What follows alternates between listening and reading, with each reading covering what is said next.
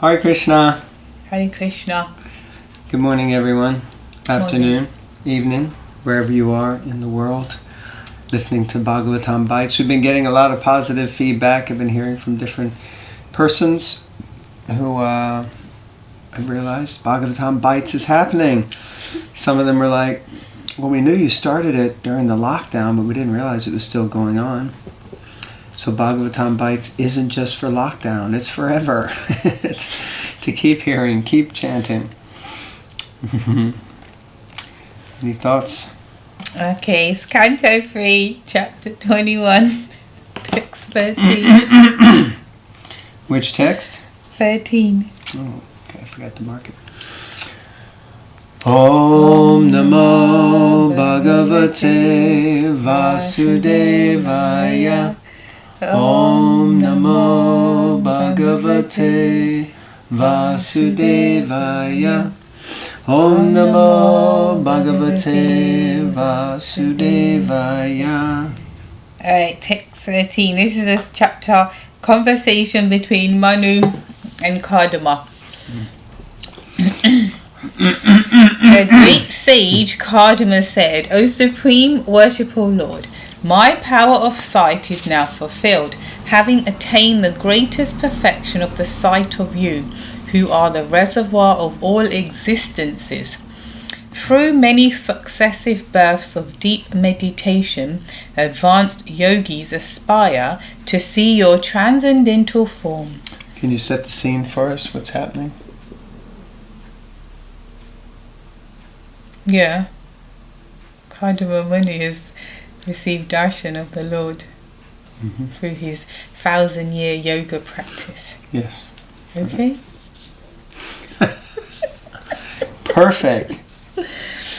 Purport. The Supreme Personality of Godhead is described here as the reservoir of all goodness and all pleasure. Unless one is situated in the mode of goodness, there is no real pleasure. When therefore one's mind, body and activities are situated in the service of the Lord, one is on the highest perfectional stage of goodness. Kardama Muni says your Lordship is the reservoir of all that can be understood by the nomenclature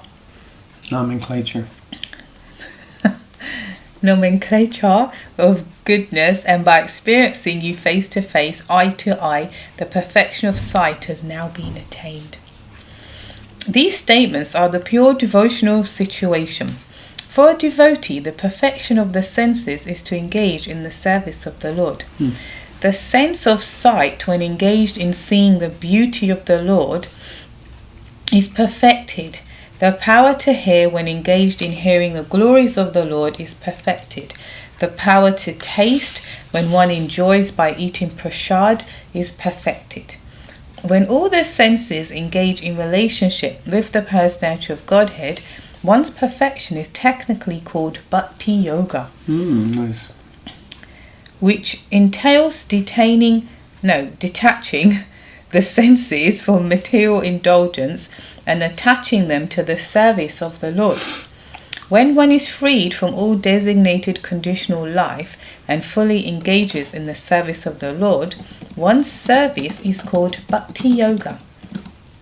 Kardama Muni admits that seeing the Lord personally in Bhakti Yoga is the perfection of sight. The exalted perfection of seeing the Lord is not exaggerated by Kardama Muni. He gives evidence that those who are actually elevated in yoga aspire in life after life to see this form of the personality of Godhead. He was not a fictitious yogi. Those who are actually on the advanced path aspire only to see the eternal form of the Lord. Any thoughts? Well, it's just stressing that the personal form of the Lord is highest, and it is the perfection of our spiritual pursuits.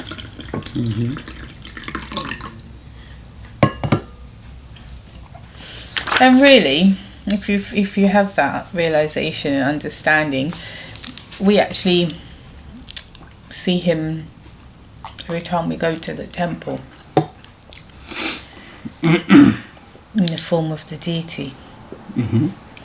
who's non-different from himself. Nice.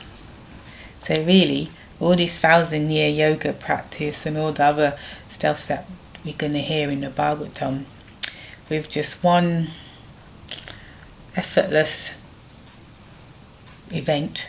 Well, it wasn't effortless, I don't mean a rude way, but one very anyway, one event, simple event, Prabhupada revealed the absolute truth on the 14th of December 1969 when he installed Sri Sri Radharandeshwar. It's true though. You have to have the realization. I'm not saying I do, but I'm just saying theoretically that he's already given him.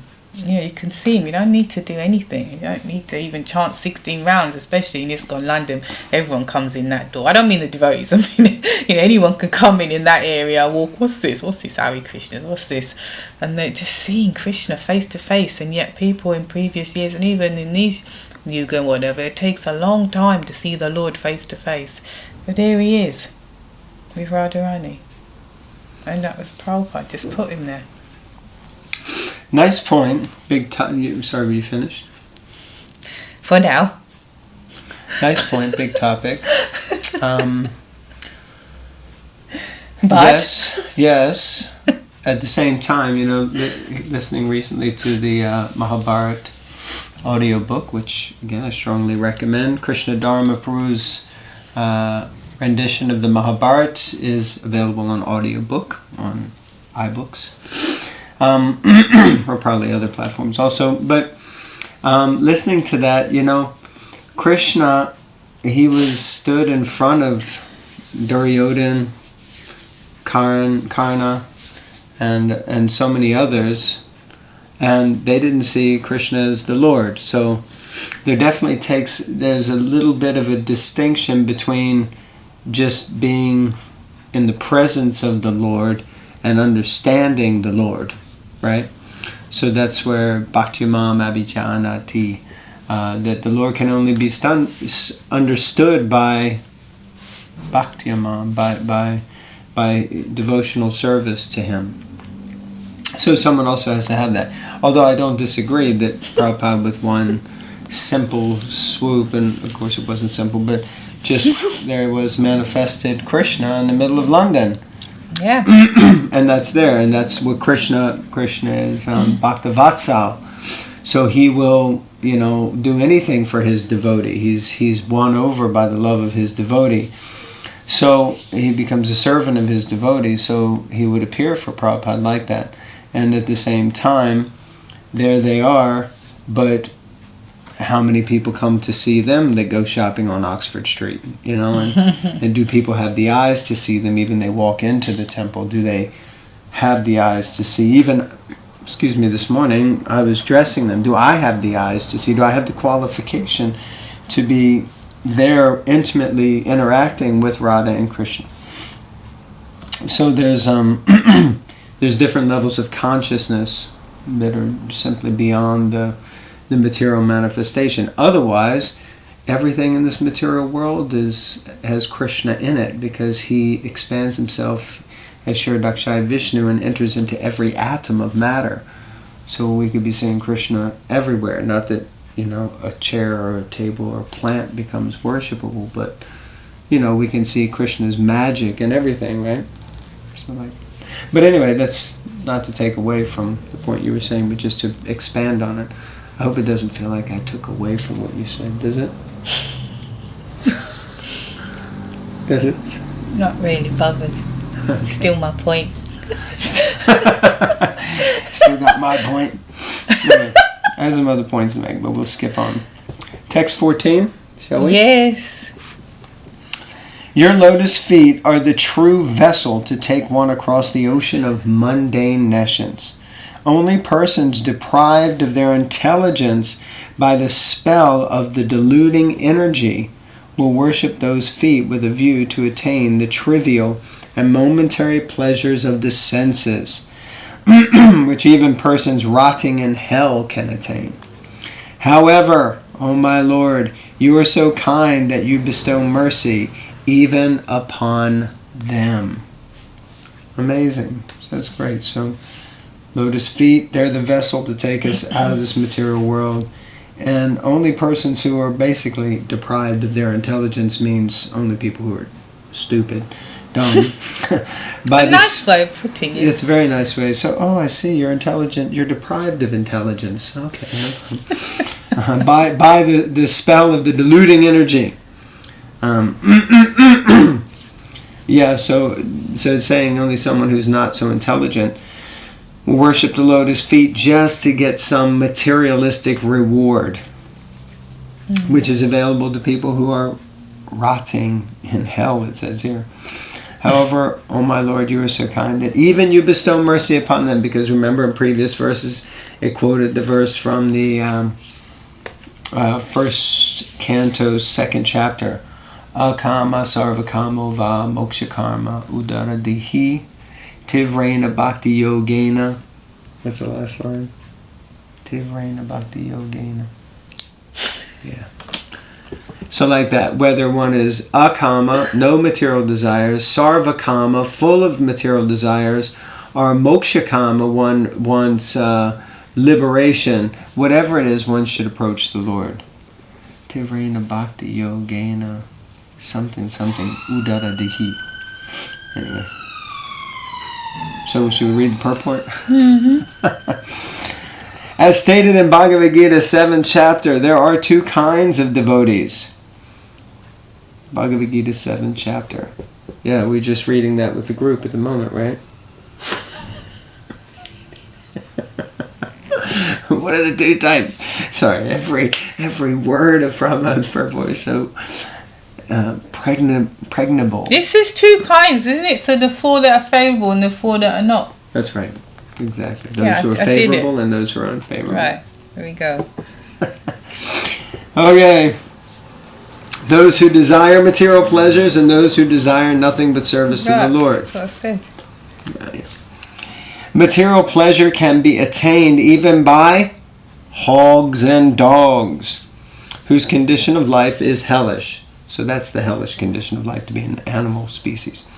The hog also eats, sleeps, and enjoys sex life to the full extent, and it is also very satisfied with such hellish enjoyment of material existence. Modern yogis advise that because one has senses, one must enjoy to the fullest extent, like cats and dogs. Yet one can go on and practice yoga. Didn't quite understand that. Modern yogis advise that because one has senses, one must enjoy to the fullest extent, like cats and dogs, yet one can go on and practice yoga. That's what modern yogis are saying. Okay, I see, yeah. So they're saying, just enjoy your senses, eat, drink, sleep, be merry, but still do yoga. I mean, we kind of say the same thing. I mean, with bhakti, we say, no problem, carry on doing what you're doing, no need to subtract, just add Krishna.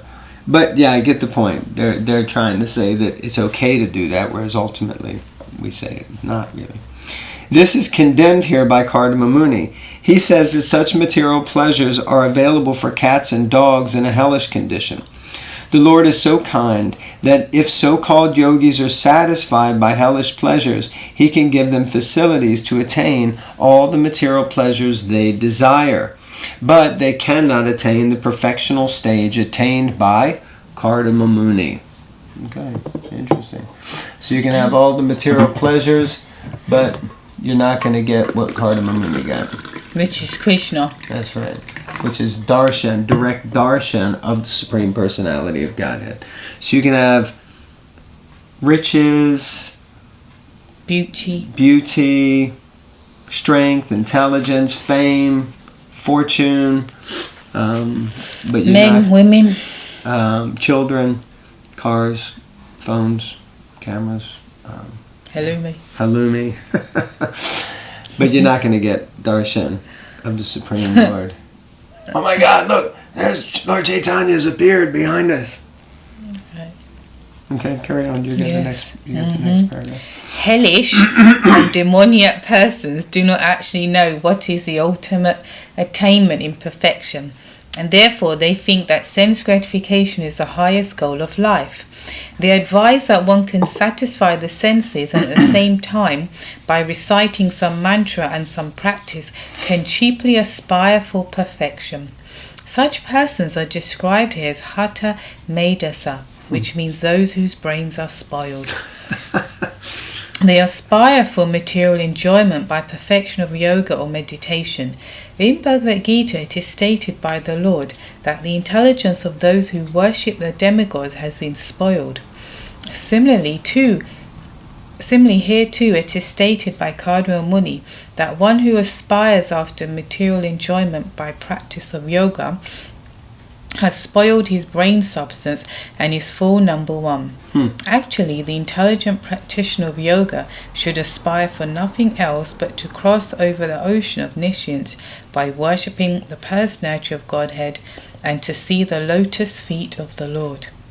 The Lord is so kind, however, that even today, persons whose brain substance is spoiled are given the benediction to become cats, dogs, or hogs and enjoy material happiness from sex life and sense gratification. The Lord confirms this benediction in Bhagavad Gita.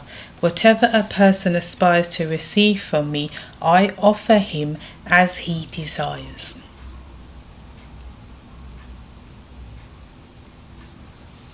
Thoughts? But sometimes it feels he doesn't, or takes his time a bit. And then by the time you get it, you don't want it. Now the question there is, I'm sorry, we finished? Yes. Then the question there is, for a materialist whom he's trying to satisfy in a certain way, he may give and they may receive. That's why sometimes we may look and see, like, this person is so impious, this person is so ruthless, this person is so rude, vulgar, arrogant. I guess I'm describing myself, but you may say this person, but yet they seem to get so much. And me, I'm trying to surrender to Krishna, develop some love for Krishna, chant my rounds. And Krishna, where's my, special Piece of the pie. Piece of the pie, mate. Where's my special delivery? Where's my, Amazon Express, Prime. Whatever it's called, Prime. Yeah. So, do you get what I'm saying? Yeah. So, in other places it's described that, for his devotee, Krishna, he may not give something that will not be beneficial for him ultimately. Whereas for a materialist, he may give it to him and let the materialist think, wonderful, whatever it may be. And then later he suffers. So Krishna won't do that to his devotee. But if he wants you to be... Huh? How kind. How kind, yeah. He's a caring, loving person. He knows, he can see... Yeah, he knows the weakness, so he knows that you're a bit stupid and you'll get carried away. Yeah, Tree Kalaga, he can see past, present, and future. So he knows what you did in the past. We forgot already. He knows what you're doing now. And he knows what's going to happen in the future. Yeah. Or the likely result. Mm-hmm. But sometimes, if we just can't hear from within, and we can't hear from without, then Krishna gives it to you. Good smack. But he doesn't smack you. He gets Maya to smack you. And then Maya gives you a good smack. I have a question. I think we should finish. But where is this verse? It says, the Lord confirms this benediction in Bhagavad Gita. Whatever a person aspires to receive from me, I offer him as he desires. Now, I have to confess, I have read the Bhagavatam or Bhagavad Gita at least once or twice through, and I'm wondering exactly where that verse is. Now, there are some verses that, I can think, Tesham Sadata Yuktanam Bhajatam Pradipurvikam, or what's the one? It's all surrender unto me, I reward them accordingly. Everyone follows my path in all respects. Anyway, like that. 4, I think it's 4, 4, 9, 4, 10. So, are those the verses that Prabhupada is referring to? That's a question for you out there. Which verse is Prabhupada referring to from the Bhagavad Gita here? At the end of this purport. Yeah. To text 14. Is it? Yeah. Okay. Yeah. Anything else? No. Okay. Thank you everyone for once again tuning in. Yeah, and please share with friends and family and relatives. Let them know the Bhagavatam Bites is still happening, because people might have thought it was just for lockdown. But now that we're coming out of lockdown, because we won't talk about why we're coming out of lockdown. That's another Bhagavatam Bite. Yeah. Another bite. God bless Boris. Hare Krishna, Hare Krishna. Well, I said God bless him. The only man that can attend a party. Hare Krishna, Hare Krishna, Hare Krishna. Okay, so we're going to end here. Thank you all very much. Grantaraj Srimad Bhagavatam ki jai. Srila Prabhupada ki jai. Shri Chaitanya Mahaprabhu ki jai. Nitai Go Premanandi. Haribol.